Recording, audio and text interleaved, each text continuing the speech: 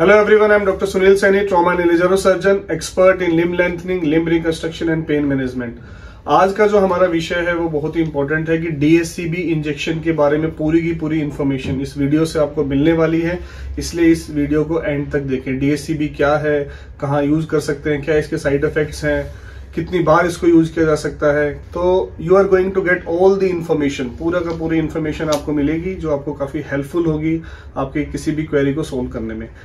So what is DSCB injection? DSCB injection है क्या? DSCB injection stands for distal sodium channel block. जैसा कि नाम बता रहा है कि ये एक डिस्टल सोडियम चैनल ब्लॉक है, यानी कि ये हमारे जो सोडियम चैनल्स होते हैं उनको ब्लॉक करता है।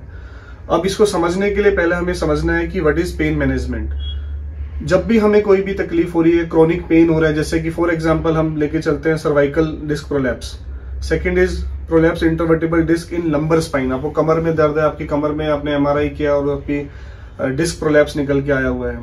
थर्ड इज शाटिका का प्रॉब्लम आपको है, आपको पैरों में दर्द है, दर्द आपको बटक से लेते हुए पूरा का पूरा पैर में चला जाता है, झंझनाहट होती है, सुनपन होता है, भारीपन होता है।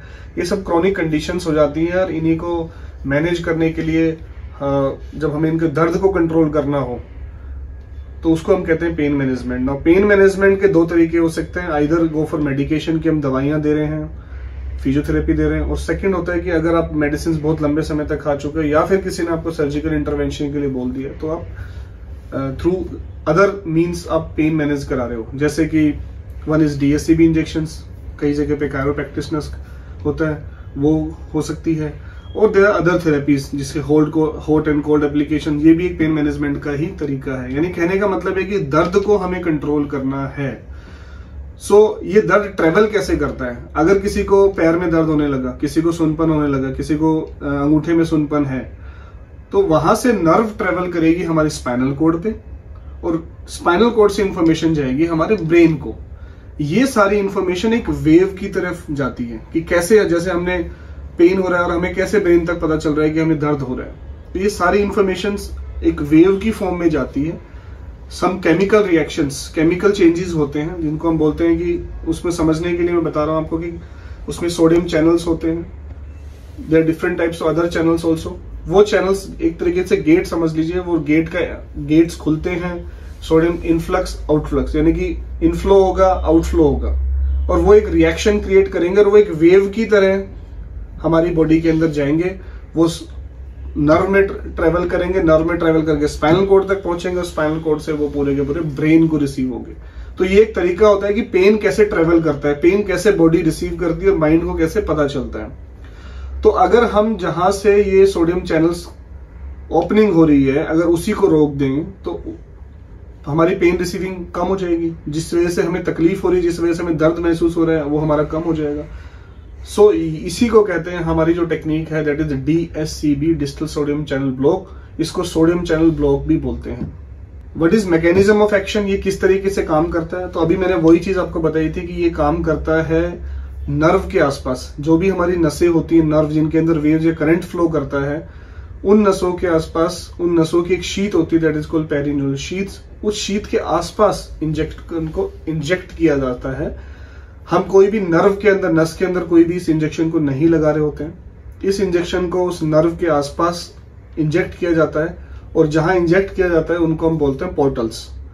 और ये इंजेक्शन डिस्कवर्ड किए थे doctor L Prakash, doctor Diwakar and doctor गोरे ने, and they have popularised them also. उसके बाद से ये इंजेक्शंस बहुत कॉमनली यूज्ड हो रहे हैं, बहुत जगह पे यूज हो रहे हैं, बहुत सारे ऑर्थोपेडिक सर्जन्स और पेन मैनेजमेंट वाले बंदे यूज कर रहे हैं इनको।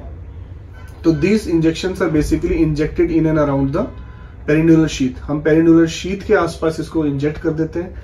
कोई भी इंजेक्शन नस के अंदर नहीं लग रहा होता। पेरिन्यूरल शीथ से वो सोडियम चैनल्स ब्लॉक करते हुए पेन को रिलीव करते हैं। ये इनका मैकेनिज्म ऑफ एक्शन है। अब आते हैं कि DSCB क्या एक परमानेंटली नर्व को ब्लॉक कर देता है, पेन सेंसेशन को ब्लॉक कर देता है? नहीं, ऐसा नहीं है। ये परमानेंटली किसी भी चीज को ब्लॉक नहीं कर रहा होता है, इसलिए इसको रिपीटेशन की जरूरत पड़ती है, इसको दोबारा भी रिपीट करना पड़ता है। आइडिया ये है कि हम पेन साइकिल को ब्रेक कर रहे हैं। एक पेशेंट है जो कमर दर्द से बहुत सालों से परेशान चल रहा है, डिस्क की समस्या से बहुत परेशान चल रहा है, शैटिका के पेन से बहुत परेशान चल रहा है, वो थोड़े को 2 कदम चल भी नहीं पाता है, पैरों में भारीपन लगने लग जाता है, उसका SLRT चेक करते हैं 10, 20, 30 डिग्री आ रहा है, वो अपना कुछ भी काम नहीं कर पा रहा है। तो उसका सबसे बड़ी प्रॉब्लम क्या है कि मेरा पेन, मेरा दर्द जो है उसको कंट्रोल किया जाए, उसके बाद वो बाकी चीजें की जाए। तो इसलिए इसका मेन मकसद होता है कि we need to break the pain cycle. That's why it's a purely pain management technique.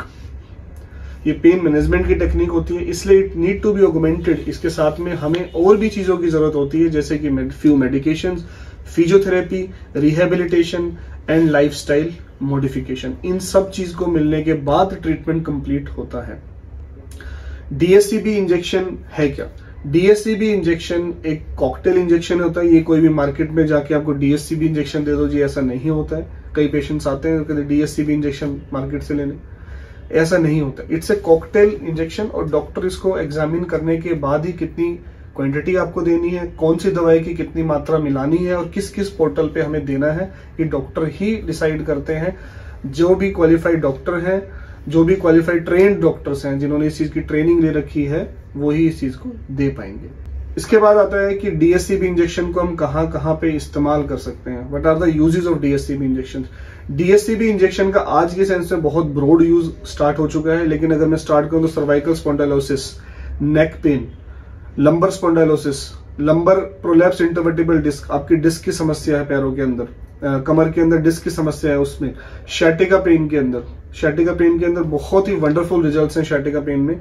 Then पेरियार्थराइटिक shoulder, frozen shoulder में बहुत अच्छे रिजल्ट्स हैं, बहुत अच्छा पेन कंट्रोल करके हम पेशेंट को जल्दी से जल्दी रिहेबिलिटेशन में दे सकते हैं।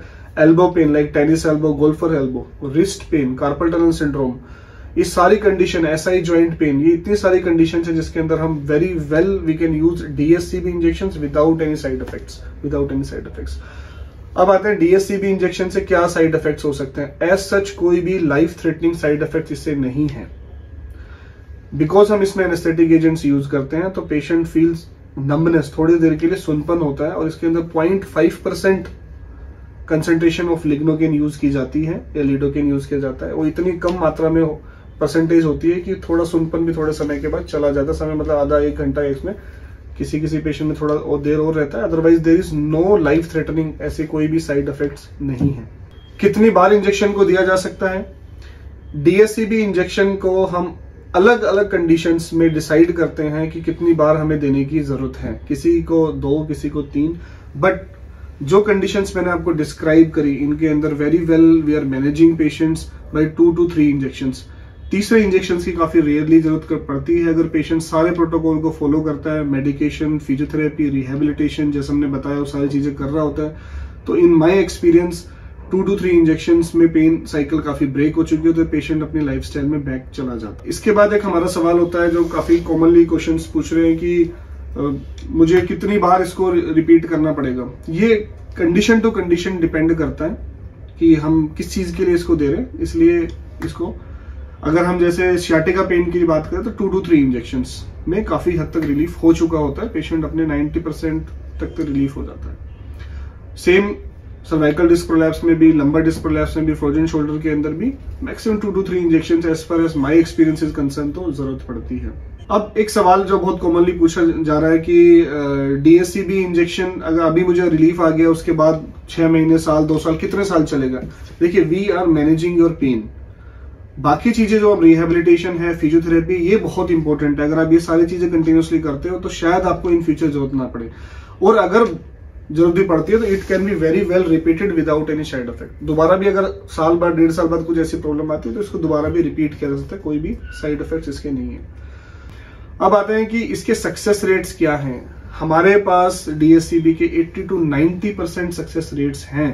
हमारे पेशेंट्स में 80 to 90% ऑफ द पेशेंट्स बहुत अच्छा कर रहे हैं, उनकी पेन साइकिल ब्रेक हो गई है। हमने अपने YouTube चैनल्स पे भी सारी चीजें दिखाई हैं, और ये सारे के सारे जेन्युइन पेशेंट्स को दिखाया गया कि कैसे उनका 2 इंजेक्शन के बाद काफी हद तक रिलीफ आ रहा है, और तीसरे इंजेक्शन की काफी कम जरूरत पड़ रही है। तो मैं कहता हूँ कि after DSCB injection along with medication जो बहुत ही कम है, टेपर डाउन करते हुए चले जाते हैं, और फिजियोथेरेपी एंड रिहेबिलिटेशन के साथ success rate is almost 80 to 90%, and sciatica के अंदर मैं I will say it's almost 90%। Success rate है। जैसे कि कॉक्सीडाइन या पेन, टेलबोन पेन के अंदर बहुत ही वंडरफुल रिजल्ट्स हैं, इसके अंदर बहुत अच्छे रिजल्ट्स दे रहे हैं। मैं उम्मीद करता हूं कि मैंने आपके DSCB से रिलेटेड सारे सवालों का शायद जवाब दिया है इस वीडियो के अंदर। फिर भी अगर आपको कोई भी सवाल आपके कुछ रह गए हैं तो आप हमें नीचे कमेंट्स बॉक्स में डाल सकते हैं, ताकि मैं आगे वाले उसमें उसको आंसर दे सकूं, या आगे कोई और वीडियो इससे रिलेटेड आप चाहते हैं जिसमें बनाया जा सके तो मैं इसके अंदर एक वीडियो और आपको बना के DSCB इंजेक्शंस के लिए सारी चीजें क्लियर है। तो मैं एक बार समराइज करना चाहूंगा, DSCB injection is a digital sodium channel block injection. ये एक कॉकटेल इंजेक्शन होता है, 3-4 दवाइयों से मिला के हम बनाते हैं और कंसंट्रेशन डिपेंड करती है हमें कितने पोर्टल्स के अंदर दे रहे हैं। इसका कोई भी as such life threatening side effects नहीं है। इसको मल्टीपल टाइम्स रिपीट किया जा सकता है विद वेरिंग रिजल्ट्स। इसके साथ में एक सिंगल थेरेपी नहीं है, इसके साथ में पेशेंट को फिजियोथेरेपी, थोड़ी मेडिकेशन, लाइफस्टाइल मॉडिफिकेशन और रिहैबिलिटेशन की बहुत ज्यादा जरूरत होती है। धीरे धीरे हम इसको पेशेंट को अपनी लाइफस्टाइल के अंदर वापस लेके आते हैं। अगर पेशेंट काफी क्रिटिकल कंडीशन में होता है, क्रिटिकल का सेंस है कि पेन बहुत ज्यादा है, बहुत तकलीफ है, बिल्कुल भी SLRT 10 डिग्री पे आ रहा है, कमर में बहुत स्पाज्म है, तो कई बार हमें पेशेंट को 1-2 दिन के लिए एडमिट करके एंटी इन्फ्लेमेटरी मेडिकेशन भी स्टार्ट करनी पड़ सकती है। इसके results depending on the condition इसके रिजल्ट्स वेरी करते हैं और सक्सेस रेट हमारे पास 80 to 90% है। ये इंजेक्शन कोई हमारी ही टीम यूज नहीं कर रही है, there are lot of doctors जो DSCB इंजेक्शन को यूज कर रहे हैं throughout India, even throughout world. ये इंजेक्शन डॉक्टर एल प्रकाश द्वारा डिस्कवर्ड और बहुत ज्यादा पॉपुलराइज्ड किया गया है। तो चेन्नई के अंदर डॉक्टर एल प्रकाश, मध्य प्रदेश में doctor Diwakar, all these doctors are using and lot of people are using this DSCB injections. ये प्योरली एक पेन मैनेजमेंट इंजेक्शन है।